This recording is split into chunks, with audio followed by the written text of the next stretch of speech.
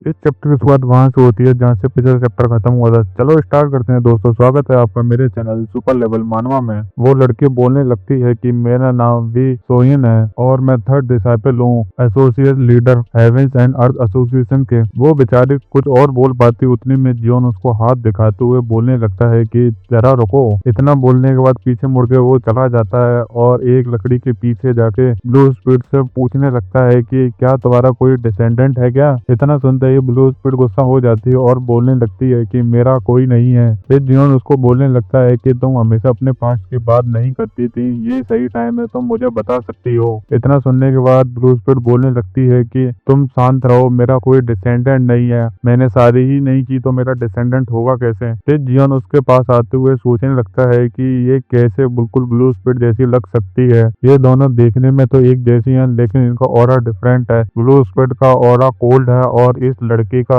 Aura bright है। और मैं ऐसा भी नहीं बोल सकता ये इसकी डिसेंडेंट है क्योंकि मोंग जून वुन मेरा जैसा ही है, हम भी दोनों एक दूसरे के ट्विंस लगते हैं। जियोन उसको घूर रहा था और वो लड़की बोलने लगती है कि क्या तुम मेरी खूबसूरती में मर गई क्या। फिर जियोन उसी अंदाज में बोलने लगता है मैं नहीं मरने वाला। इतना सुनते ही उसका मुंह बन जाता है। फिर जियोन उसको बोलने लगता है मुझे माफ करना, अपना इंट्रोडक्शन लेट देने के लिए, मैं newly appointed squad leader candidate हूँ मैं, और मेरा नाम मोंग जून बुन है। फिर वो जियोन को देखने लगती है और सोचने लगती है ये दिखने में तो अच्छा है और इसकी आंखें भी कितनी सुंदर है और इसकी मार्शल आर्ट की पावर को देखा जाए तो ये कितना ताकतवर है और इसको देखो तो ये अभी 17 साल का भी पूरा नहीं लगता। अगर मैंने इसको अपने अंडर ले लिया तो विन विन सिचुएशन हो जाएगी। फिर वो और कुछ बोलने वाली थी, उतने में जियोन बोलने लगता है कि मुझे माफ करना, मुझे सिर्फ दो बातें पूछनी है आपसे पहले। फिर वो बोलने लगती है बोलो। फिर जियोन बोलने लगता है कि थैंक यू, आपने मुझे बोलने का मौका दिया। पहली बात यह है कि मैं यहाँ पे सिर्फ 1 घंटे रुक सकता हूँ। इतना सुनते ही वो बोलने लगती है इस बात की तुम चिंता मत करो, मैंने सारा अरेंजमेंट करा रखा है। फिर जियोन बोलने लगता है थैंक यू। और मेरी दूसरी बात यह है कि इस लड़की की वजह से मैं अभी मरने वाला था तो मुझे इस बात का कंपनसेशन चाहिए अपनी जिंदगी का। इतना सुनते ही वो लड़की बोलने लगती है कंपनसेशन। फिर जियोन बोलने लगता है कि अभी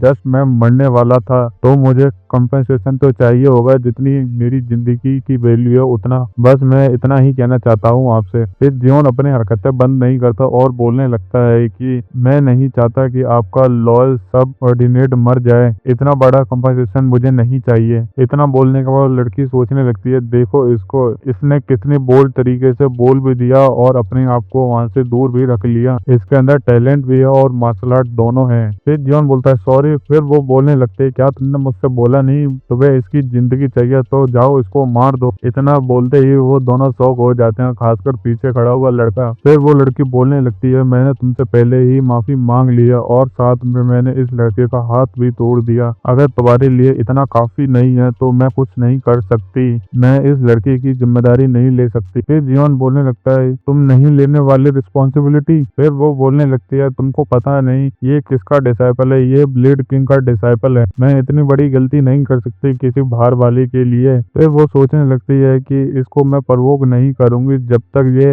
अपनी बातों पर रिग्रेट ना करे। इस लड़के ने कितनी आसानी से उस टाइम तो बोल दिया, अब मैं देखती हूँ ये क्या करेगा, ये केवल बात ही कर सकता है कि और भी कुछ करेगा। चलो इससे कोई फर्क नहीं पड़ता, चलो इस बात को यहीं खत्म करते हैं, वैसे भी किंग ऑफ शॉर्ट से कौन ही पंगा लेगा, चलो मैं अपनी बात से पीछे हटता हूँ। और ये सब कुछ बोलता है। वो लड़की सोचने लगती है कि चलो इसके पास इतना ही था। उतने में जियोन उसके बगल से गुजरता है और वो शौक हो जाती है कि जियोन ने अपना मुक्का कस लिया तो और इसके मुंह पे दे मारता है। फिर वो लड़का बोलने लगता है एक कमीने तूने मेरे मुंह पर मुक्का क्यों मारा। फिर जियोन बोलने लगता है तुम बोले। बोलता है क्या।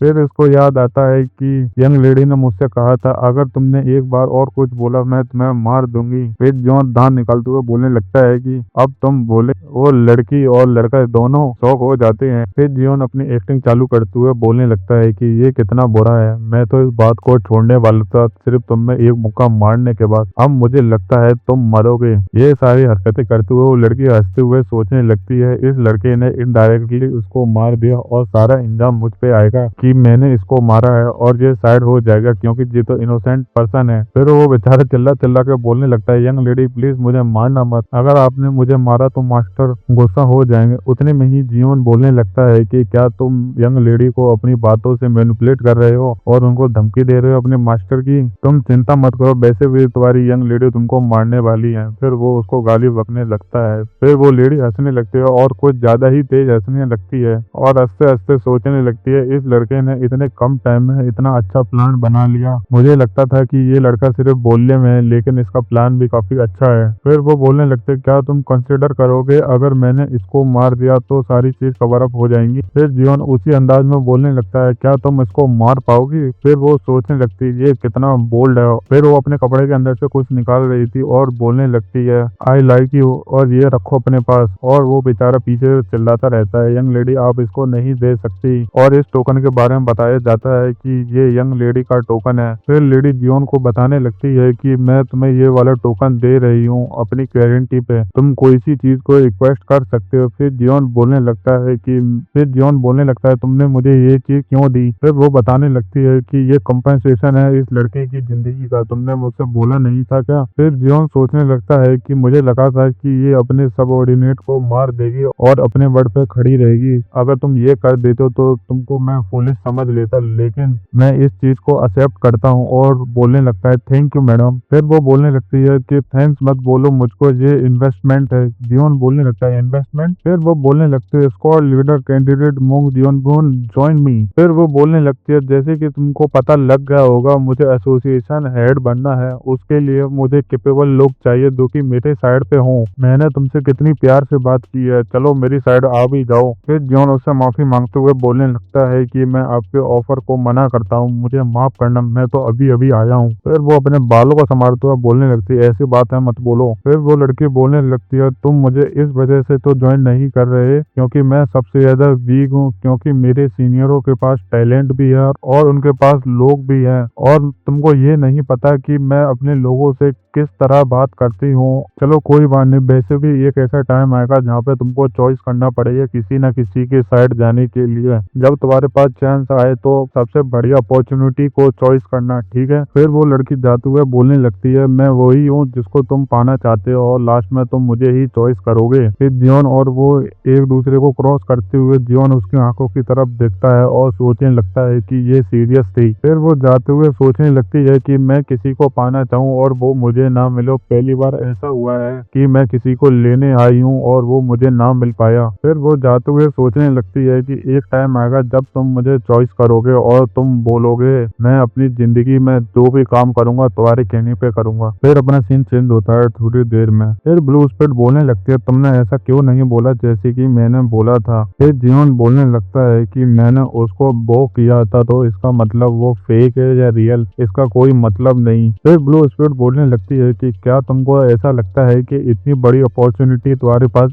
इतनी आसानी से दोबारा आ जाएगी। फिर जीवन सोचने लगता है कि मुझे ऐसा लगता है कि अपनी ब्लू स्पिरिट डिसअपॉइंट हो चुकी है क्योंकि वो इसकी तरह दिखती थी और ये आसानी से उसके शरीर पे काबू करके सब कुछ कर सकती थी। फिर जीवन ब्लू स्पिरिट को बोलने लगता है कि वो अगली सेक्ट लीडर नहीं बन सकता। सोचने लगता है कि जब मैं गया था उस बेली मास्टर से मिलने के लिए, जब उसने मुझे बताया था एल्डेस्ट डिसाइपल के पास सबसे ज्यादा मौके हैं क्योंकि उसको 40% से ज्यादा लोग पसंद करते हैं और सपोर्ट भी कर रहे हैं, तो वो आसानी से अगला नेक्स्ट लीडर बन सकता है। अगर वो नहीं बना तो सेकंड वाला बनेगा, इसके तो कोई चांस ही नहीं है। चलो इस बात को छोड़ो। फिर जीवन सीढ़ियों से नीचे उतरते हुए बोलने लगता है कि इस बात को छोड़ो, चलो अपन आगे बढ़ते हैं। इधर देखो, इस कमरे में से कुछ ज्यादा ही मॉन्स्टर्स की बाहर आ रही है। फिर हमको दिखाते हैं उस कमरे का व्यू, वो कुछ ज्यादा ही उसमें से एनर्जी बाहर निकल रही थी। फिर वो सोचने लगती है कि उस गेट कीपर ने बोला था कुछ भी हो जाए रेड लाइन को क्रॉस मत करना, लेकिन जीवन सुनता कहाँ है किसी की। वो तो वहाँ गेट पर आ जाता है और वो उस बॉक्स को रखे हुए देखता है और सोचने लगता है अच्छा इसमें से लीक हो रही है मॉन्स्टर्स की।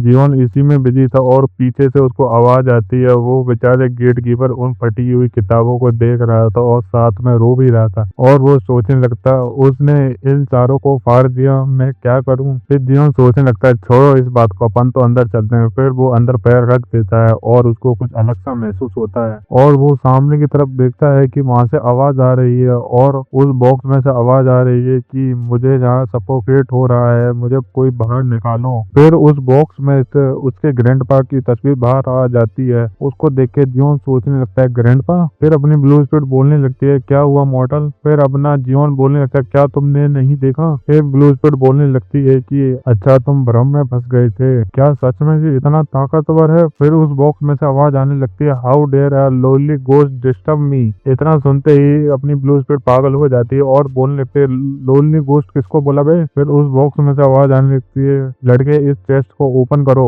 फिर उस बॉक्स में से आवाज आने लगती है कि अगर तुमने इसको खोल दिया तो मैं तुम्हारी एक विश को गारंटी कंप्लीट करूंगा। फिर जॉन ये वाली बात सुनते ही बोलने लगता है कि ये कितना बड़ा झूठ है, तुमको क्या लगता है ब्लू स्पिरिट। फिर ब्लू स्पिरिट बोलने लगती है अगर ऐसी ही बात होती तो ये खुद को ही यहाँ से ना छुड़ा लेता। इतना सुनते ही वो बॉक्स पागल हो जाता है और बोलने लगता है क्या कह रहे हो तुम। फिर अपने जॉन बोलने लगता है मैंने सही बोला था। फिर अपनी ब्लू स्पिरिट सोचने लगती है कि यहाँ पे कोई ताकतवर मॉन्स्टर को कैप्चर करा गया है। फिर वो जियोन को बताने लगती है इसने अपनी ताकत से इसमें एक क्रैक डाल दिया और उसमें से ही आवाज को बाहर भेज रहा है। फिर वो बॉक्स बोलने लगता है कि ये फॉर्चून है क्योंकि तुम मेरी आवाज सुन सकते हो और यहाँ पे और कोई मेरी आवाज को सुन नहीं पा रहा। और तुम शांत रहो लोनली गोस्ट, तुमको कुछ नहीं पता इस बारे में। फिर जियोन उसको बोलने लगता है क्या तुम मुझे कंसिडर कर रहे हो टायोस मास्टर के रूप में। फिर वो बॉक्स में से आवाज आने लगती है तुम्हारे पास भी वही आंखें हैं जो कि किसी भी चीज को आसानी से देख सकती है। फिर जियोन बोलने लगता है आंखें। फिर वो बताने लगता है 3 आइज स्टोरी। वो बताता है कि ये बच्चा जन्म से ही उसके पास 3 आंखें होती हैं और शायद ये तुम्हारे पास भी हैं। इतना सुनते ही जियोन सोच लगता है 3 आइज। फिर अपने ब्लू स्पिरिट कुछ बातें करने लगती हैं जियोन से। फिर उस बॉक्स में से दोबारा आवाज आने लगती है कि तुमको कुछ ज्यादा ही पता है लोनली गोस्ट। फिर इस बात को सुनते ही अपनी ब्लू स्पिरिट को गुस्सा आ जाता है और वो उस पर गुस्सा करने लगती है और जियोन उसको शांत करता है शांत हो जाओ ब्लू स्पिरिट। फिर जियोन अपनी हरकतों पर वापस आते हुए बोलने लगता है एक मेरे पास अच्छा आइडिया है। फिर ब्लू स्पिरिट बोलने लगती है वैसे भी तुम अपने फैमिली के साथ बहुत अच्छे रहते हो लेकिन पहले तुम्हें इस बॉक्स में से कुछ मॉन्स्टर्स की को डिवावर करना पड़ेगा, उसके बाद चाहो तो उसको खोल लेना। फिर जियोन अपना हाथ बढ़ाते हुए बोलने लगता है मैं भी यही करने वाला था। फिर उस बॉक्स में से आवाज आने लगती है ह्यूमन तुम मुझे लाइटली ले रहे हो, मैं यहाँ पे ट्रैप हूँ, मैं कोई मॉन्स्टर नहीं, मैं हूँ मास्टर ऑफ द डेथ। क्या तुम अपने ग्रैंडपा को दोबारा नहीं देखना चाहते। फिर जियोन उसको घूरने लगता है और बोलने लगता है you said you want to come outside right, I get you out और ऑफ देयर। क्या तुम चाहते नहीं, तुम्हारे पास इतनी सारी की है, तुम किसी के साथ शेयर करो। फिर जियोन अपने हाथ को बढ़ाता है और बोलने लगता है रिचुअल ऑफ बाइंडिंग और उसमें से वो काफी सारी की को अपने अंदर लेने लगता है और उस बॉक्स में से आवाज आने लगती है दूर हो जा लड़के मेरे से। फिर जियोन बोलने लगता है तुम लेट हो गए। फिर जियोन उस की को डिवावर करने में लगा था और सोचने लगता है कि मुझे लगा था कि इसके अंदर थोड़ी बहुत होगी लेकिन इसके अंदर कुछ ज्यादा ही है। मैंने इतने कम टाइम में लगभग 50 लोगों की डेथ की को अपने अंदर ले लिया है। फिर उसके बॉक्स में से ज्यादा ही आवाज आने लगती है और बोलने लगता है कि तुम रुक जाओ, तुम मेरी एनर्जी को कुछ ज्यादा ही ले रहे हो। अपना जियोन मस्त होकर उसकी की को ले रहा था और अपने ब्लू स्पिरिट बोलने लगती है कि तुम इसकी सारी एनर्जी को डिवावर कर लो और उसके बाद इसको अपनी फैमिली बना लेना जब ये कमजोर हो जाए। फिर जियोन इतना सुनते ही बोलने लगा ठीक है ब्लू स्पिरिट। फिर उसको कुछ अलग सा महसूस होता है और उस बॉक्स में से काफी सारी एनर्जी बाहर निकलती है और वो बॉक्स पूरी तरह से खुल जाता है और उसको देख के जियोन सोचने लगता है ये क्या हो रहा है। फिर उस बॉक्स पे क्रैक पड़ने लगते हैं, उनको देख के जियोन और ब्लू स्पिरिट दोनों की हालत खराब हो जाती है। यह नजारा देखते हुए जियोन और बेचारे ब्लू स्पिरिट के दोनों के पसीने बाहर आने लगते हैं और उसमें क्रैक कुछ ज्यादा ही पड़ जाते हैं और वो टूट जाता है और वो बाहर आ जाता है और बोलने लगता है आई एम वेरी फॉर्चुनेट।